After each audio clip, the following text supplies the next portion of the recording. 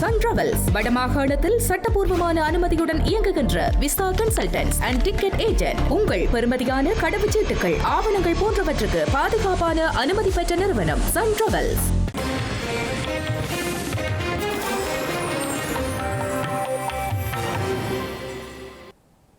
வணக்கம்.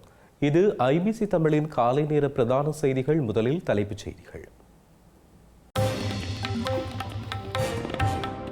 தமிழின படுகொலையை வெளிப்படுத்தும் நினைவாயுத ஓவிய கண்காட்சி யாழ் பல்கலைக்கழகம் ஏற்பாடு.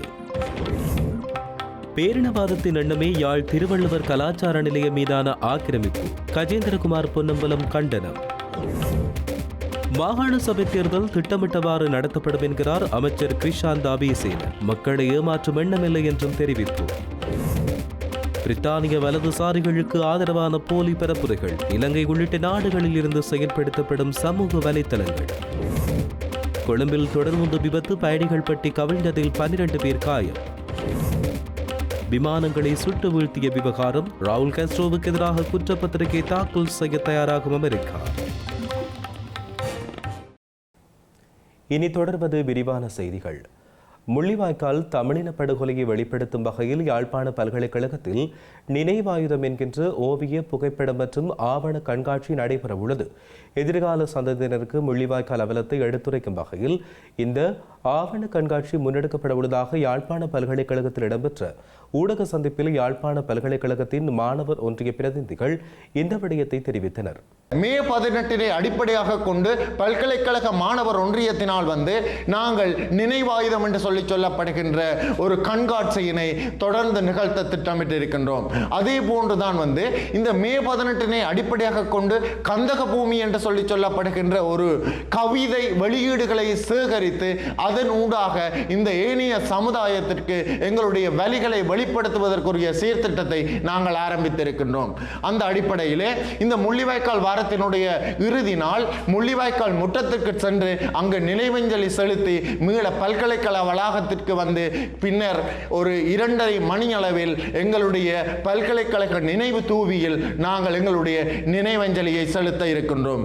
எனவே ஏனைய சமூக அமைப்புகள், சமூகத்தினர் அனைவரும் இந்த பல்கலைக்கழக வளாகத்திற்கு அந்த நேரத்தில் தங்களுடைய நினைவஞ்சலியை செலுத்தலாம் என்பதனை பல்கலைக்கழக மாணவர் ஒன்றியம் வெளிப்படுத்தியிருக்கின்றது. முள்ளிவாய்க்கால் தமிழின படுகொலையின் 17ஆம் ஆண்டு நினைவு கூறப்படவுள்ள நிலையில் உயிர்நீத்தவர்களை நினைவு கூறும் ஊர்தி பவனி மன்னாரை சென்றடைந்துள்ளது. தமிழ் தேசிய மக்கள் முன்னணியின் ஏற்பாட்டில் யாழ்ப்பாணம் நல்லூர் தியாக தீபம் திலீபனின் நினைவிடத்துக்கு முன்பாக ஆரம்பிக்கப்பட்ட ஊர்தி பவனி ஓமந்தை ஊடாக வவுனியா சென்று 4வது நாளான நேற்று வெள்ளிக்கிழமை மன்னாரை சென்றடைந்தது. மன்னார் பேருந்து திரைப்படம் மற்றும் மாவட்ட பொது வைத்தியசாலை வீதி ஆகிய 2 இடங்களிலும் குறித்த ஊர்தி நிறுத்தப்பட்ட நிலையில் அங்கு மக்கள் மலர் தூவி அஞ்சலி செலுத்தினர். இதேவேளை முள்ளிவாய்க்கால் கஞ்சி வழங்கும் நிகழ்வுகள் வடகிழக்கு ரீதியாக இடம்பெற்று வருகின்றன. மட்டக்களப்பு மாவட்டம் போரதீவு பெற்ற பிரதேச சபைக்கு முன்பாக முள்ளிவாய்க்கால் கஞ்சி காட்சி சிரட்டைகளில் பொதுமக்களுக்கு வழங்கப்பட்டன. வடக்கு கிழக்கில் தமிழ் மக்களுக்கென கலாச்சார ரீதியாக எந்த ஒரு தனி அடையாளமும் இருக்கக்கூடாது என்கின்ற பேரினவாதத்தின் எண்ணமே யாழ்ப்பாணம் திருவள்ளுவர் கலாச்சார மத்திய நிலையத்துக்குள் ஸ்ரீலங்கா புத்த சாசன அமைச்சு உள்வாங்கப்பட்டமைக்கு பிரதான காரணம் என நாடாளுமன்ற உறுப்பினர் கஜேந்திரகுமார் பொன்னம்பலம் குற்றம் சுமத்தியுள்ளார். ஸ்ரீலங்கா அரசாங்கம் தமிழ் மக்களுக்கென்று அடையாளமாக கட்டப்பட்ட திருவள்ளுவர் கலாச்சார மையத்தை புத்த சாசன அமைச்சின் நம்பிக்கை பொறுப்பு சபைக்குள் உள்வாங்கியமை பாரிய சந்தேகத்தை ஏற்படுத்துவதாக கஜேந்திரகுமார் பொன்னம்பலம் குறிப்பிட்டுள்ளார். வடக்கு கிழக்கில் தமிழ் மக்களின் கலாச்சார ரீதியான மற்றும் மத அடையாளங்களை அளிப்பதற்கும் தெரிவுபடுத்துவதற்கும் புத்த சாசன அமைச்சே பிரதான காரணமாக விளங்குவதாகவும் கூறியுள்ளார். அவ்வாறான அமைச்சின் கீழ் திருவள்ளுவர் கலாச்சார மண்டபம் உள்வாங்கப்பட்டமை திட்டமிட்ட தமிழின அழிப்பு என்றும் நாடாளுமன்ற உறுப்பினர் கஜேந்திரகுமார் பொன்னம்பலம் குற்றம் சுமத்தியுள்ளார். எனவே தற்போதைய தேசிய மக்கள் சக்தி அரசாங்கமும் கடந்த கால அரசாங்கத்தை விட மோசமான முறையில் தமிழின அழிப்பில் ஈடுபட்டு வருவதாகவும் இதுகுறித்து தமிழ் மக்கள் விழிப்பாக இருக்க வேண்டும் என்றும் நாடாளுமன்ற உறுப்பினர் கஜேந்திரகுமார் பொன்னம்பலம் மேலும் தெரிவித்துள்ளமை குறிப்பிடத்தக்கது. இலங்கையில் மாகாண சபை தேர்தல் எவ்வித தாமதமுமின்றி இந்த ஆண்டிற்குள் நடத்தப்படும் என ஸ்ரீலங்கா அறிவியல் மற்றும் தொழில்நுட்ப அமைச்சர் கிருஷாந்த் அபேசேன தெரிவித்துள்ளார். மாகாண சபை தேர்தலை நடத்த அரசாங்கம் தாமதப்படுத்துவதாக கூறப்படும் குற்றச்சாட்டுகளை மறுத்த ஸ்ரீலங்கா அறிவியல் மற்றும் தொழில்நுட்ப அமைச்சர் கிரிஷாந்த் அரசாங்கம் தேர்தலை நடத்துவதில் உறுதியாக உள்ளதாக தெரிவித்தார். மேலும் மாகாண சபை தேர்தல் நடத்தப்படும் என்பதில் மாற்று கருத்து இல்லை என்றும் தெரிவித்தார். எனவே பொதுமக்கள் இது தொடர்பில் கவலைப்பட தேவையில்லை என்றும் தேர்தல் நடத்தப்படும் மாதத்தையோ அல்லது திகதியையோ தம்மால் தற்போது துல்லியமாக கூற முடியாது என்றும் தெரிவித்தார். காலக்கெடுவை நிர்ணயிக்க முடியாவிட்டாலும் 2026ஆம் ஆண்டுக்குள் தேர்தலை நடத்தி முடிக்க வேண்டும் என்பதில் அரசாங்கம் உறுதியாக உள்ளதாக அவர் மேலும் வலியுறுத்தினார். பிரித்தானியாவில் குடியேற்றவாசிகளுக்கு எதிரான கருத்துக்களை தீவிரமாக பரப்புவதற்காக உருவாக்கப்பட்டுள்ள அதிகளவான முகப்புத்தகங்கள் மற்றும் இன்ஸ்டாகிராம் கணக்குகள் இலங்கை, வியட்நாம் உள்ளிட்ட வெளிநாடுகளிலிருந்து இயக்கப்பட்டு வருகின்றவை பிபிசி புலனாய்வில் வெளிக்கொண்டு வரப்பட்டுள்ளது. குடியேற்றவாசிகளுக்கு எதிரான செயற்கை நுண்ணறிவு மூலம் உருவாக்கப்பட்ட போலி தகவல்கள் மற்றும் காணொலிகளை கொண்டு பிரித்தானிய மக்களை திசை திருப்பும் ஒரு நடவடிக்கை இதன் பின்னணியில் உள்ளதாக கண்டறியப்பட்டுள்ளது. பிரித்தானியாவின் யோர்க்ஷயர் பகுதியிலிருந்து செயற்படுத்தப்படுவதாக கூறப்படும் முகப்புத்தகத்தில் வயதான பிரித்தானியர் ஒருவர் தனது ஓய்வூதியம் குறித்து அழுவது போன்ற காணொலி 1.3 மில்லியன் பார்வையாளர்களை பெற்றுக் கொண்டுள்ளது. எனினும் இந்த கணக்கு உண்மையில் இலங்கையிலிருந்து ஒருவரால் இயக்கப்படுகின்றமையும் கண்டறியப்பட்டுள்ளது. புலம்பெயர்ந்தோருக்கு எதிரான உள்ளடக்கங்களை பகிர்ந்த பிரிட்டன் டுடே என்ற மற்றொரு பக்கமும் இலங்கையை மையமாக கொண்டதென்று அடையாளம் காணப்பட்டுள்ளது. இலங்கைக்கு மேலதிகமாக மாலைதீவு, ஐக்கிய அரபு அமீரகம், ஈரான், வியட்நாம் மற்றும் அமெரிக்கா ஆகிய நாடுகளிலிருந்து இவ்வாறான கணக்குகள் இயக்கப்படுகின்றமை கண்டறியப்பட்டுள்ளது. பிரித்தானியாவில் ஏற்கனவே உருவாக்கப்பட்ட கணக்குகளை குறைந்த விலைக்கு வாங்கி வெளிநாட்டவர்கள் தங்களை பிரித்தானிய குடிமக்கள் போல காட்டிக்கொள்வது இதன் மூலம் கண்டறியப்பட்டுள்ளது. பிரித்தானிய நாடாளுமன்றத்தில் அரபு ஆடைகளை அணிந்த ஆண்கள் ஷரிய சட்டத்தை நடைமுறைப்படுத்துவது போன்ற காட்சிகள் லண்டன், லிவர்பூல், ஃபேமிகம் ஆகிய நகரங்கள் 2050ஆம் ஆண்டில் குப்பை மேடுகளாகவும் இஸ்லாமியமயமாக்கப்பட்டும் வன்முறைகள் நிறைந்த இடங்களாகவும் மாறுவது போன்ற கற்பனை காணொலிகள் 20 மில்லியனுக்கும் அதிகமான பார்வையாளர்களை கொண்டுள்ளதாக கூறப்படுகின்றது. கொழும்பு, கலனி மற்றும் வனவாசலுக்கு இடையில் தொடர்ந்து தடம் புரண்டத்தில் பயணிகள் பெட்டி ஒன்று கவிழ்ந்து விபத்துக்குள்ளாகியுள்ளது. இதன் பொழுது 12 பயணிகள் காயமடைந்துள்ளதாக ஸ்ரீலங்கா காவல்துறையின் ஊடக பேச்சாளர் எஃப்யூ வுட்லர் தெரிவித்துள்ளார். குருநாகல் பொல்ககவிலிருந்து இன்று அதிகாலை 3:25 மணிக்கு புறப்பட்ட இந்த தொடருந்து தெற்கு கள்ளத்துறை நோக்கி பயணித்துக் கொண்டிருந்த போது தடம் புரண்டு விபத்துக்குள்ளானது. இதன்போது பயணிகள் பெட்டி ஒன்று கவிழ்ந்ததில் 12 பேர் காயமடைந்தனர். காயமடைந்தோர் விபத்து நடந்த இடத்திற்கு அருகிலுள்ள தனியார் வைத்தியசாலையில் அனுமதிக்கப்பட்டுள்ளதாகவும் அவர்களில் ஒருவர் கொழும்பு தேசிய வைத்தியசாலைக்கு மாற்றப்பட்டுள்ளதாகவும் காவல்துறை ஊடக பேச்சாளர் தெரிவித்தார். இதன் காரணமாக பிரதான வழித்தடத்தில் தொடருந்து சேவைகள் தற்போது பாதிக்கப்பட்டுள்ளதாக தொடருந்து திணைக்களம் அறிவித்துள்ளது. இலங்கை மின்சார சபை கலைக்கப்பட்டு அதற்கு பதிலாக 6 புதிய நிறுவனங்கள் உருவாக்கப்பட்டுள்ள போதிலும் அதன் மூலம் வினைத்திறன் அதிகரிக்கவோ அல்லது நுகர்வோருக்கு எவ்வித நிவாரணம் கிடைக்கவில்லை என மின்சார நுகர்வோர் சங்கம் குற்றம் சாட்டியுள்ளது.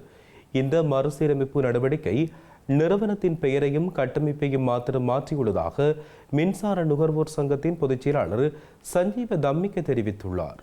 இலங்கை மின்சார சபையின் பெயர் மாறியுள்ளதை தவிர வினைத்திறன் சிறிதளவும் மேம்படவில்லை என மின்சார நுகர்வோர் சங்கத்தின் பொதுச் செயலாளர் சஞ்சீவ தம்மிக்க தெரிவித்தார். வினைத்திறன் அதிகரித்திருந்தால் மின்சார கட்டணங்கள் தொடர்ந்து உயர்ந்து கொண்டிருக்காது என்றும் அவர் சுட்டிக்காட்டினார். எதிர்வரும் நாட்களில் எரிபொருள் விலைகள் அதிகரிக்கக்கூடும் என தெரிவித்துள்ள அவர் அது மின்சார கட்டணங்கள் மீது மேலும் அழுத்தத்தை பிரயோகிக்கும் என்றும் எச்சரிக்கை விடுத்துள்ளார். யாழ்ப்பாணத்தில் பிறந்து 1.5 மாதங்களேயான பெண் குழந்தையொன்று நேற்றைய தினம் உயிரிழந்துள்ளது. கீரிமலை நல்லெணகுபுரம் பகுதியைச் சேர்ந்த விஜயகுமார் அனனிகா என்ற பெண் குழந்தையே இவ்வாறு உயிரிழந்துள்ளது. கீரிமலை நல்லெணக்குப்புறம் பகுதியைச் சேர்ந்த தாயொருவருக்கு கடந்த மார்ச் மாதம் 23ஆம் தேதி இரட்டை பெண் குழந்தைகள் பிறந்தனர். அதில் ஒரு பெண் குழந்தைக்கு நேற்றைய தினம் தாயார் பால் கரை தூட்டினார். அதன்பின் குறித்த குழந்தை சிறிது நேரத்தில் விரைத்து போய் காணப்பட்டதைத் தொடர்ந்து குழந்தையை தெல்லிப்பள்ளி ஆதார வைத்தியசாலைக்கு கொண்டு சென்றபோது குழந்தை ஏற்கனவே உயிரிழந்ததாக வைத்தியர்கள் தெரிவித்தனர். குழந்தையின் சடலம் மீதான மரண விசாரணைகளை திடீர் மரண விசாரணை அதிகாரி ஜெயபாலசிங்கம் மேற்கொண்ட நிலையில் உடல்கூறு பரிசோதனைகளுக்காக சடலம் யாழ்ப்பாண போதனா வைத்தியசாலையில் வைக்கப்பட்டுள்ளது. இலங்கைக்கு வடகிழக்கே நிலை கொண்டுள்ள குறைந்த காற்றழுத்த தாழ்வு மண்டலம் தொடர்ந்தும் அதே பகுதியில் நீடிப்பதாக வளிமண்டலவியல் திணைக்களம் தெரிவித்துள்ளது. காற்றழுத்த தாழ்வு மண்டல தாக்கத்தால் மேல் சப்ரகமுவ, மத்திய, வடமேல் மற்றும் வடக்கு மாகாணங்களிலும் காலி மற்றும் மாத்தறை மாவட்டங்களிலும் மழை அல்லது இடியுடன் கூடிய மழை பெய்யும் என வளிமண்டலவியல் திணைக்களம் தெரிவித்துள்ளது. அத்துடன் வானம் மேகமூட்டத்துடன் காணப்படும் என தெரிவிக்கப்பட்டுள்ளது. பிற்பகல் 1 மணிக்கு பின்னர் ஊவா மற்றும் கிழக்கு மாகாணங்களின் சில இடங்களில் மழை அல்லது இடியுடன் கூடிய மழை பெய்யக்கூடும் என்றும் இடியுடன் கூடிய மழையின் போது தற்காலிக பலத்த காற்று மற்றும் மின்னல் தாக்கத்தால் ஏற்படும் சேதங்களை குறைத்துக் கொள்ள பொதுமக்கள் தேவையான முன்னெச்சரிக்கை நடவடிக்கைகளை மேற்கொள்ளுமாறும் அந்த திணைக்களம் கேட்டுக் கொண்டுள்ளது. தமிழக முதலமைச்சர் விஜய் நடித்த ஜனநாயகன் திரைப்படத்தை இணையதளத்தில் வெளியிட்ட குற்றச்சாட்டில் குண்டர் தடுப்பு சட்டத்தின் கீழ் 3 கைது செய்யப்பட்டுள்ளனர். குறித்த திரைப்படத்தை செம்மையாக்கல் அறையில் இருந்து திருடி இணையதளத்தில் வெளியிட்ட நிலையில் அவர்கள் கைது செய்யப்பட்டனர். கியூபாவின் முன்னாள் ஜனாதிபதியும் மறைந்த புரட்சியாளர் பிடல் காஸ்ட்ரோவின் சகோதரருமான ரவுல் காஸ்ட்ரோ மீது குற்றப்பத்திரிகை தாக்கல் செய்ய அமெரிக்க நீதி திணைக்களம் திட்டமிட்டுள்ளதாக தகவல்கள் வெளியாகியுள்ளன. 1996ஆம் ஆண்டில் பிரதர்ஸ் டு த டெக்ஸ்யூ என்கின்ற அமெரிக்க மனிதாபிமான அமைப்புக்கு சொந்தமான விமானங்களை கியூபா சுட்டு வீழ்த்தியமைக்கு எதிராக ரவுல் காஸ்ட்ரோ மீது குற்றப்பத்திரிகை தாக்கல் செய்ய அமெரிக்க நீதி திணைக்களம் திட்டமிட்டுள்ளதாக தகவல்கள் வெளியாகியுள்ளன. கியூபா மீதான அமெரிக்காவின் எண்ணெய் தடை மற்றும் பொருளாதார தடைகளை தொடர்ந்து இந்த நடவடிக்கை மேற்கொள்ளப்பட உள்ளது. எதிர்வரும் புதன்கிழமை இந்த குற்றப்பத்திரிகை தாக்கல் செய்யப்படலாம் என்றும் தெரிவிக்கப்பட்டுள்ளது. செய்திகளின் நிறைவாக இனி மீண்டும் தலைப்புச் செய்திகள். தமிழின படுகொலையை வெளிப்படுத்தும் நினைவாயுத ஓவிய கண்காட்சி யாழ் பல்கலைக்கழகம் ஏற்பாடு. பேரினவாதத்தின் எண்ணமே யாழ் திருவள்ளுவர் கலாச்சார நிலையம் மீதான ஆக்கிரமிப்பு கஜேந்திரகுமார் பொன்னம்பலம் கண்டனம். மாகாண சபை தேர்தல் திட்டமிட்டவாறு நடத்தப்படும் என்கிறார் அமைச்சர் கிருஷாந்த் அபேசேன. மக்களை ஏமாற்றும் எண்ணமில்லை என்றும் தெரிவிப்பு. பிரித்தானிய வலதுசாரிகளுக்கு ஆதரவான போலி பரப்புரைகள் இலங்கை உள்ளிட்ட நாடுகளில் இருந்து செயல்படுத்தப்படும் சமூக வலைத்தளங்கள். கொழும்பில் தொடர்ந்து விபத்து, பயணிகள் பட்டி கவிழ்ந்ததில் 12 பேர் காயம். விமானங்களை சுட்டு வீழ்த்திய விவகாரம், ரவுல் காஸ்ட்ரோவுக்கு எதிராக குற்றப்பத்திரிகை தாக்கல் செய்ய தயாராகும் அமெரிக்கா. இத்துடன் ஐபிசி தமிழின் காலை நேர பிரதான செய்திகள் நிறைவடைந்தன. உடனுக்குடன் நீங்கள் செய்திகளை அறிந்து கொள்ள ibctamil.com என்ற எமது இணையதளத்தை பார்வையிடுங்கள். வணக்கம்.